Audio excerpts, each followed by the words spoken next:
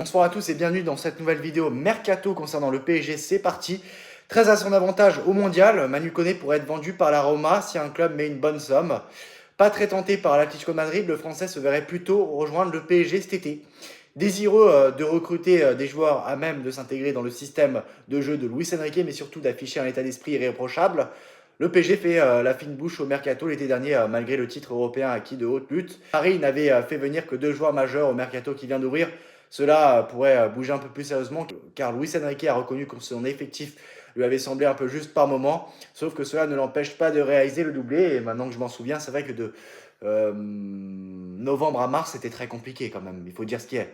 De novembre à mars, c'était compliqué.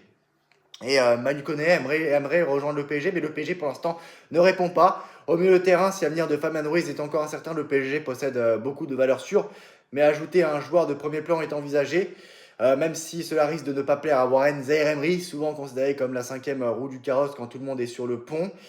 Et à la recherche de joueurs motivés par l'idée de rejoindre le PSG, Luis Campos va apprécier la prise de position de Manu Koné, l'international français visiblement conscient que l'AS Roma envisage de le vendre pour récupérer une grosse somme, n'est pas séduit par l'idée de rejoindre l'Atlético Madrid, au projet pas forcément assez ambitieux à ses yeux, et selon la Gazzetta dello Sport, d'autres destinations font rêver le milieu de terrain français. Il y a en premier lieu le PSG, mais aussi un transfert vers la Première Ligue.